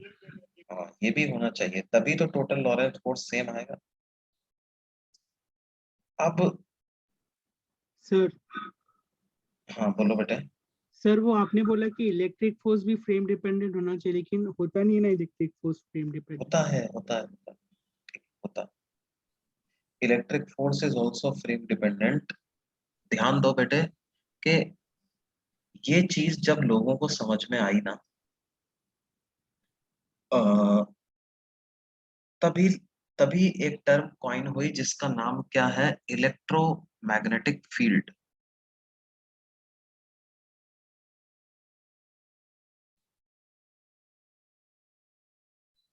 ठीक है, लोगों ने कहा कि यार देखो क्या है, आप इन दोनों को मतलब सेपरेट करके मत देखो, आप एक कॉमन फील्ड की तरह से इनको विजुअलाइज करो। That field is called as electromagnetic field. और एक चार्ज पार्टिकल का जो भी मोशन होगा वो इस इलेक्ट्रोमैग्नेटिक फील्ड से डिसाइड होगा। इस इलेक्ट्रोमैग्नेटिक फील्ड के दो कंपोनेंट हैं, एक है इलेक्ट्रिक फील्ड, दूसरा है मैग्नेटिक फील्ड। लेकिन ये दो कंपोनेंट हमको अलग अलग नजर तभी आएंगे जब हम किसी एक पर्टिकुलर फ्रेम में बैठे हुए हैं, है ना। जैसे मैं तुम्हें सिंपल सी बात बताऊं, मान लो ग्राउंड पे तुम बैठे हुए हो, ठीक है। अब ग्राउंड पे अगर तुम बैठे हुए हो, मान लो तुम्हें ऐसा लग रहा है कि इलेक्ट्रिक फील्ड ने 10 न्यूटन फोर्स लगाया और मैग्नेटिक फील्ड ने 5 न्यूटन फोर्स लगाया। सिंप्लिसिटी के लिए अभी हम मान रहे हैं कि दोनों सेम डायरेक्शन में लग रहा है, तो टोटल फोर्स कितना हो गया, 15 न्यूटन, ठीक है। एक्स डायरेक्शन में 15 न्यूटन फोर्स लग गया। ये कौन बता रहा है, ग्राउंड पे बैठा हुआ ऑब्जर्वर बता रहा है। अब अगर मान लो मैंने कोई और ऑब्जर्वर कंसिडर कर लिया जो कि ऐसे चल रहा है कि उसको मान लो कि लग रहा है मैग्नेटिक फील्ड का फोर्स 0 हो गया, ठीक है। लेकिन टोटल फोर्स तो उसके रेस्पेक्ट में भी 15 ही आना चाहिए। तो वो क्या कहेगा, वो कहेगा कि अब ये पूरा का पूरा 15 न्यूटन का फोर्स इलेक्ट्रिक फील्ड लगा रहा है। इसका मतलब क्या हुआ बेटे, उस ऑब्जर्वर के फ्रेम में इलेक्ट्रिक फील्ड का फोर्स चेंज हुआ कि नहीं हुआ। हाँ सर, समझ फ्रेम ठीक है, डिपेंड करना ही पड़ेगा।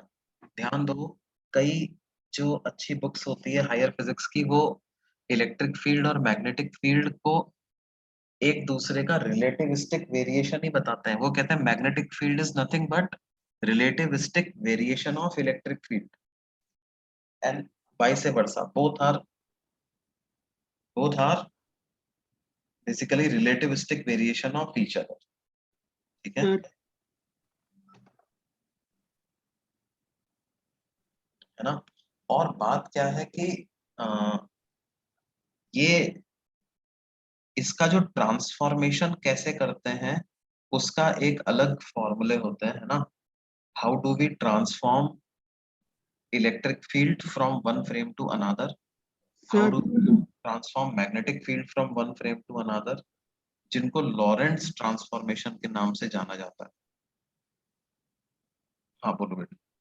सर मतलब आपने बोला, मतलब लॉरेंस फोर्स के हिसाब से देखेंगे तो वो समझ में आ रहा है कि मतलब electric field is magnetic field किसी के रिस्पेक्ट में अगर जीरो हो गया किसी ऑब्जर्वर के रिस्पेक्ट में, तो वो मान लेता है कि इलेक्ट्रिक फील्ड लगा रहा है।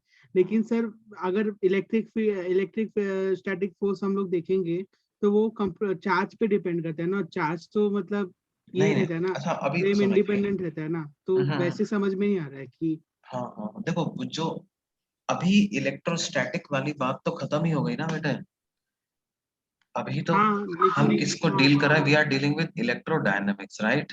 तो जब तुम अ, किसी मूविंग फ्रेम में चले जाओगे तो क्या होगा, उसको उसको फिर हम पूरी तरह से गॉस लॉ से नहीं समझ सकते हैं, है ना। वो जो चार मैक्सवेल की इक्वेशन है वो लिख के हमको पूरा इलेक्ट्रिक फील्ड समझ में आएगा। तुमने ये देखा होगा इलेक्ट्रोमैग्नेटिक इंडक्शन में कि इलेक्ट्रिक फील्ड का जो सोर्स होता है वो सिर्फ एक चार्ज पार्टिकल एट रेस्ट ही नहीं होता है, वो time varying magnetic field can also produce electric field, right. हाँ तो electric field has two sources, one is charge at rest and other is static charges, other is time varying magnetic field also produces electric field.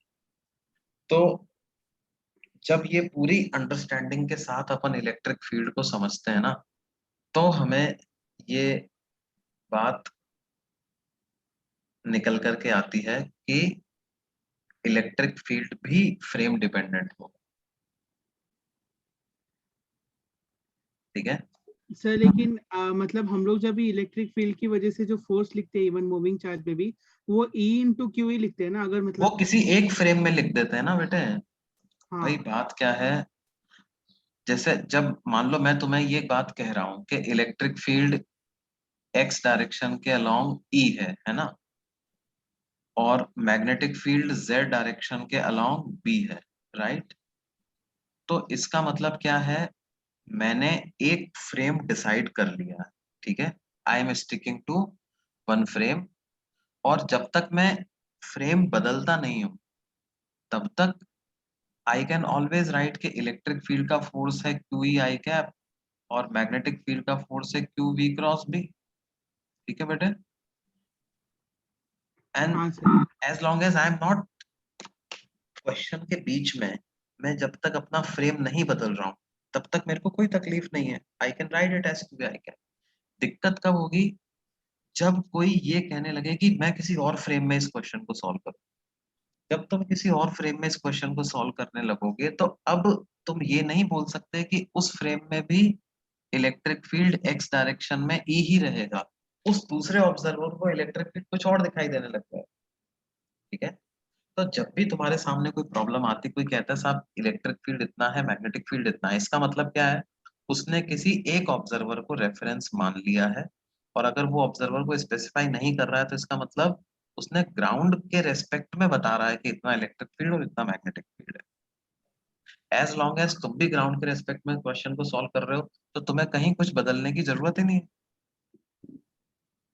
ठीक है, लेकिन question में electric field और magnetic field का description किसी एक frame में दिया हुआ है और तुम इस क्वेश्चन को सॉल्व किसी दूसरे फ्रेम से कर रहे हो, तो तुम्हें उस इलेक्ट्रिक फील्ड को भी मॉडिफाई करना ही पड़ेगा एज पर लॉरेंस लॉ। हाँ सर, ठीक है, मतलब जब भी चार्ज मूविंग होगा तभी electric field observer to observer change होता जाएगा। बिल्कुल बिल्कुल। लेकिन अगर चार्ज अगर रेस्ट पे है तो फिर इलेक्ट्रिक फील्ड रेफरेंस पे डिपेंड नहीं करेगा, रेफरेंस फ्रेम पे। हाँ, मतलब तुम ऐसा बोल सकते हो कि जो इलेक्ट्रोस्टैटिक कंडीशंस होती है ना, उनमें इलेक्ट्रिक फील्ड को हम फ्रेम के इंडिपेंडेंट बोल सकते हैं, बट इन इलेक्ट्रोडायनेमिक कंडीशंस जहां पर ये क्वांटिटीज टाइम के साथ चेंज हो रही हैं, तो उस केस में ये फ्रेम डिपेंडेंट, दोनों ही फ्रेम डिपेंडेंट हो गए, electric field as well as magnetic field. हाँ सर, ठीक है। ठीक है, अच्छा, अब अगर ऐसा है ना, तो मैंने जो फ्रेम लिया, कौन सा frame, consider a frame which is moving with constant velocity e by b along y axis।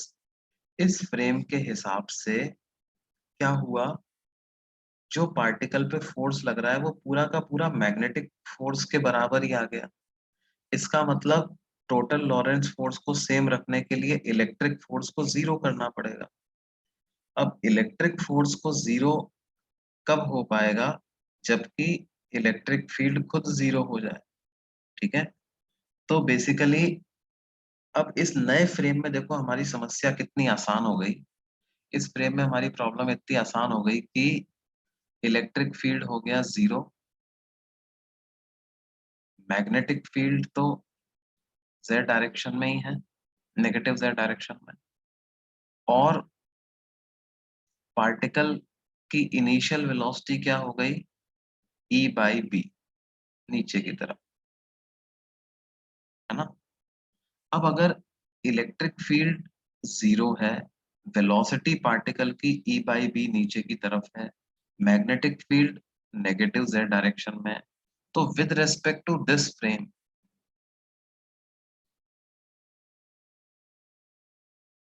क्या मैं बोल सकता हूँ path of particle will be circular.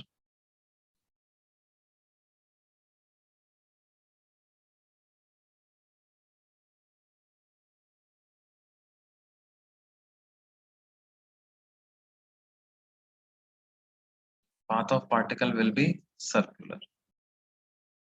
क्यों बेटे, ऐसा क्यों, हमने देखा है अगर वेलोसिटी मैग्नेटिक फील्ड के परपेंडिकुलर हो और मैग्नेटिक फील्ड यूनिफॉर्म हो तो पाथ सर्कुलर होगा, होगा कि नहीं होगा। और u क्रॉस b कर लो, तो u क्रॉस b कर लो तो इधर फोर्स आ जाएगा और कुछ इस तरह के पाथ में, सर्कुलर पाथ में पार्टिकल चलेगा। किस फ्रेम में, वो जो फ्रेम हमने कंसिडर किया है उस frame.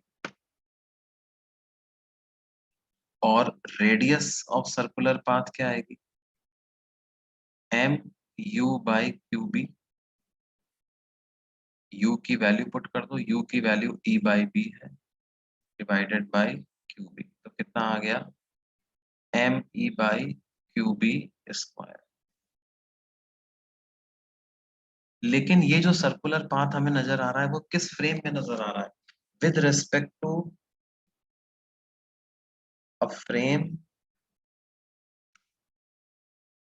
moving with velocity E by B along y axis, ठीक है। अच्छा, जो ये फोर्स क्योंकि x डायरेक्शन में आ रहा है, तो इस हिसाब से सेंटर ऑफ सर्कुलर पाथ का x कोऑर्डिनेट क्या आ रहा है, me by qb स्क्वायर, है ना।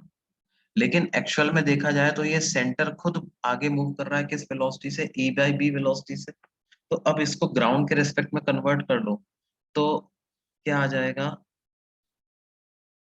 x माइनस x1 की जगह लिख दूंगा me बाई qb स्क्वायर का whole square, x minus x1 का whole square plus y minus y1 का होल स्क्वायर, तो वो हो जाएगा e by b into T equal to R square, तो वो हो जाएगा M E by Q B square का होल स्क्वायर। ये इक्वेशन आ जाएगी ग्राउंड के रेस्पेक्ट। सर फोर्स जो है मैग्नेटिक फील्ड की वजह से वो नेगेटिव एक्स के डायरेक्शन में नहीं आएगा क्या? नहीं, पॉजिटिव एक्स डायरेक्शन में आएगा ना बेटे, क्योंकि भाई हमने फ्रेम ऑब्जर्वर माना है ऊपर जा रहा है, ऑब्जर्वर ऊपर जा रहा है, तो इस ऑब्जर्वर को क्या लगेगा, with respect to this observer particle नीचे जाता हुआ लगेगा कि नहीं लगेगा। हाँ सर। तो पार्टिकल नीचे जाता हुआ लगेगा, मैग्नेटिक फील्ड अंदर की तरफ है, वी क्रॉस भी करो तो फोर्स इधर आएगा ना।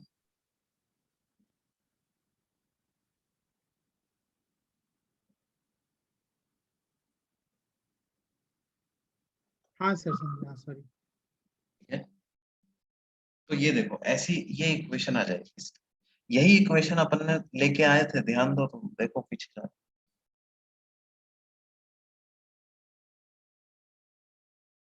x minus M E by Q B square plus Y minus E by M into T का whole square equal to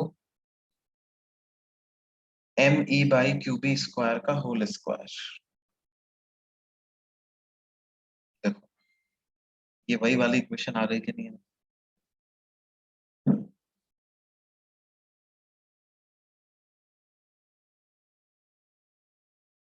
particle का पाथ भी का भी डिस्क्रिप्शन वैसा ही है, circular path with respect to a frame with respect to a point जो कि खुद कैसे जा रहा है, y डायरेक्शन में जा रहा है, किस वेलोसिटी से, e बाई b वेलोसिटी से। तो सेंटर के कोऑर्डिनेट्स क्या हो जाएंगे t टाइम पे, coordinates of centre at time t क्या हो जाएंगे,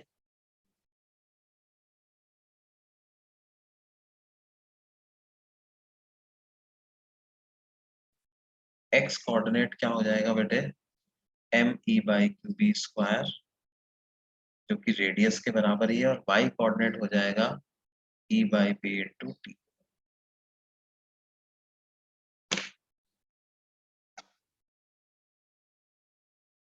ठीक है, इस तरह से इसको अपन एनालाइज कर सकते हैं। सर हाँ बोलो। सर इस क्वेश्चन में एक बार एक्सप्लेन कीजिए ना कि मतलब आपने वेलोसिटी जो ऑब्जर्वर का है वो ई बाई ए बी कैसे लिया, मतलब वो कैसे सोच सकते हैं एग्जाम में? वो मैंने कैसे सोचा, वो मैंने देखो यहीं से सोचा, मैंने ऐसे सोचा कि मैं ऐसा फ्रेम लेता हूं जिस फ्रेम में इलेक्ट्रिक फील्ड 0 हो जाए, है ना। Think of a frame in विच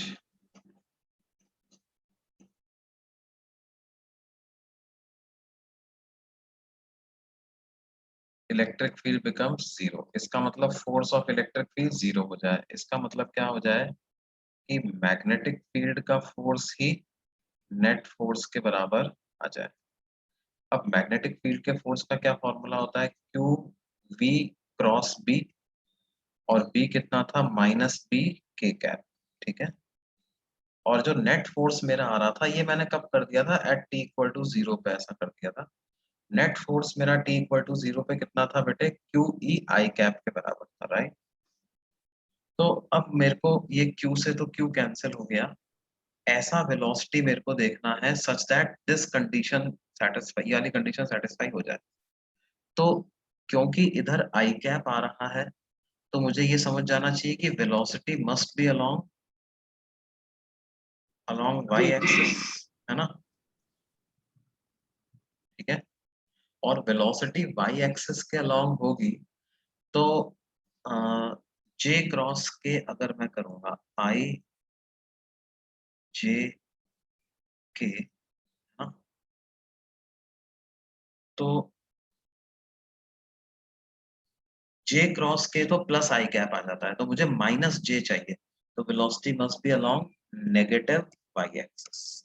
ठीक है, और उसका मैग्नीट्यूड अगर अपन v मान लेते हैं तो v इंटू बी ये e के बराबर आ जाएगा। तो यहाँ से v की वैल्यू क्या पता चल जाएगी मेरे को, e बाई, है ना? तो मेरा फ्रेम क्या हो, इसका मतलब क्या है, देखो ये जो v है ये this is velocity of particle, right?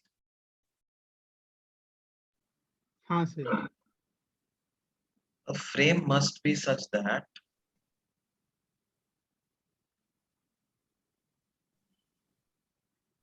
particle appears to move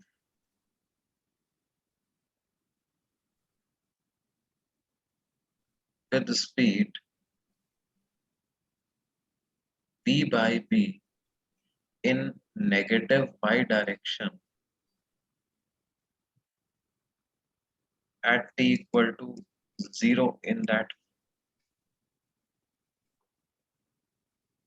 इसका मतलब क्या हो गया, velocity of frame must be e by B G cap, क्योंकि पार्टिकल की एक्चुअल वेलोसिटी तो 0 है और उस फ्रेम को ऐसा लगना चाहिए कि पार्टिकल नीचे जा रहा है e बाई बी वेलोसिटी से। इसका मतलब ये कब संभव है, जब वो फ्रेम खुद e बाई बी वेलोसिटी से ऊपर जा रहा।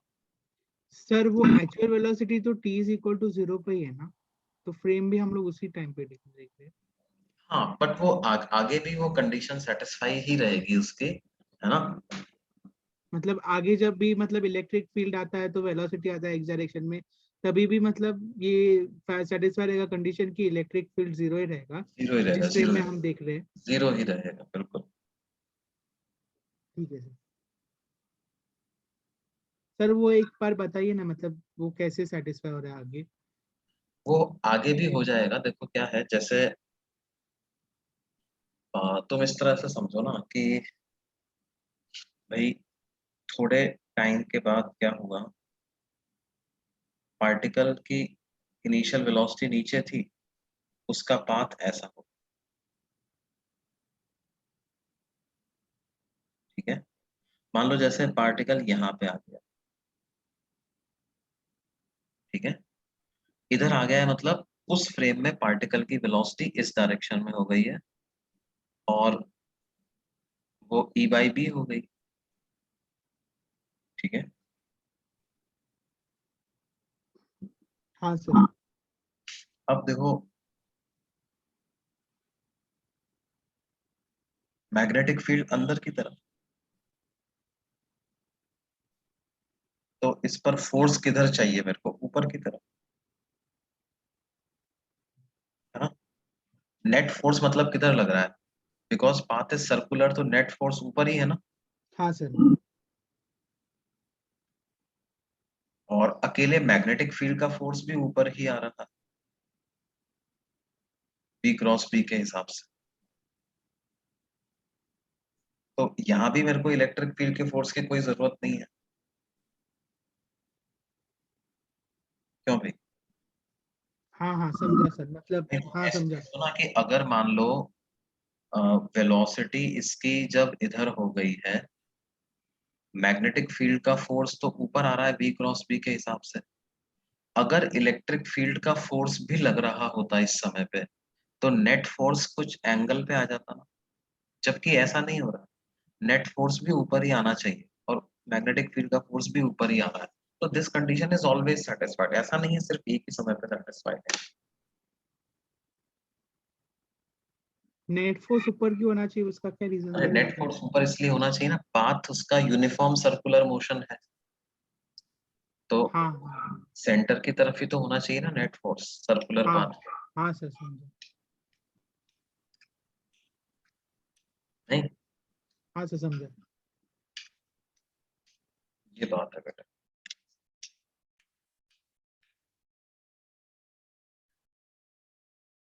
ठीक है, तो फिर आज के लिए हम इतना ही पढ़ते हैं।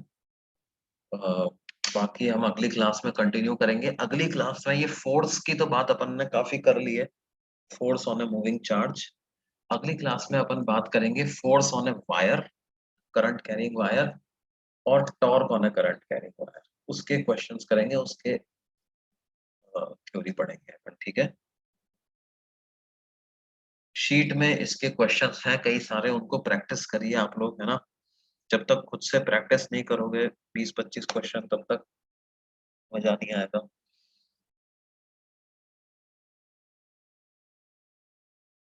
ठीक है,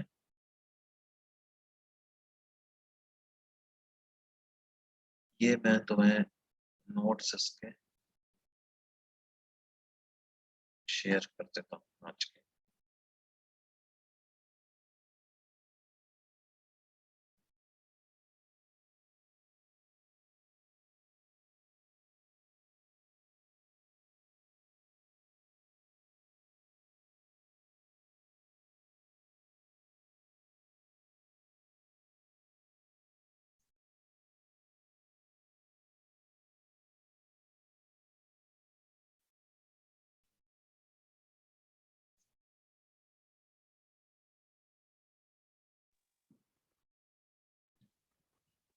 सर हाँ बेटे।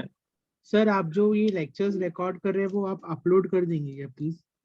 यार अपलोड तो हो रहे होंगे ना तुम्हारे, जो तुम्हारा बाकी बाकी सब्जेक्ट के लेक्चर्स कैसे मिलते हैं तुमको? अब बाकी सब्जेक्ट के लेक्चर सर हम लोग ही करते हैं, बच्चे लोग अपलोड, मतलब हम लोग रिकॉर्ड करते हैं जूम पे और फिर हम लोग अपलोड कर देते हैं। वो चैनल है ना कोर कैंपस, तो हाँ वहाँ हाँ। पे सब सब्जेक्ट के लेक्चर्स रिकॉर्डेड रहते हैं, तो उनको बार बार रिफर कर सकते हैं। अच्छा, तो मैंने भी क्या है, मेरा जो लेक्चर है ना वो इस पे है। आज तो एक बच्चे ने रिकॉर्ड किया था, है ना। कौन हाँ कौन अभिषेक करके कोई रिकॉर्ड कर रहा था, है ना। हाँ ठीक है, तो वो अपलोड कर देगा। और अगर वो अपलोड नहीं भी करता है तो क्या है, ये मैं क्लाउड पे भी इसको रिकॉर्ड करता जा रहा हूँ, जो जूम का क्लाउड है। हाँ। और वहां से मैं बोल दूंगा, जो रमेश सर है ना, वो अपलोड कर देंगे। सर वो लेक्चर जैसे है ना, आपने अभी रिकॉर्ड कर लिया ना, तो आप ना मतलब बच्चे को सेंड कर दीजिए, किसी को भी, अभिषेक को या फिर मतलब किसी को भी एक को सेंड कर दीजिए। ईमेल आईडी मैं भेज देता हूँ आपको ग्रुप पे। दो ठीक है, बच्चे लोग हैं जो अपलोड करते हैं, उनको अगर आप गूगल ड्राइव पे सेंड करेंगे ना लेक्चर्स, तो फिर ठीक है, वो अपने आप अपलोड हो जाएंगे। ठीक ठीक ठीक है बेटा, ठीक। या सर एडीएस सर भी कर देते हैं। हाँ, मैं एडीएस सर को ही भेजता हूँ एक्चुअली। हाँ एडीएस एडीएस सर सर भी करते हैं। एडीएस सर को ही भेजता हूँ मैं वैसे। हाँ सर।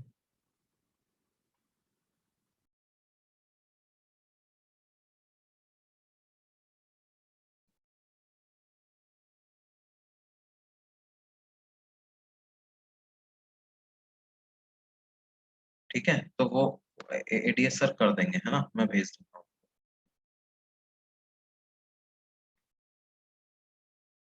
हाँ सर। ये इसका पीडीएफ है ना, ये भी तुम लोग, ये मैंने चैट बॉक्स में भेजा है, ये भी डाउनलोड कर लेना।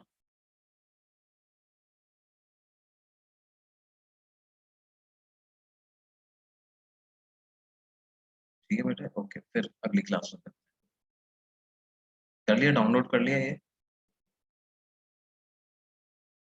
नहीं सर, एक मिनट, आप व्हाट्सएप पे भेज दीजिए ना ग्रुप पे, अच्छा, व्हाट्सएप पे भी भेज दूँ, ठीक है, ठीक। एडीएस सर से।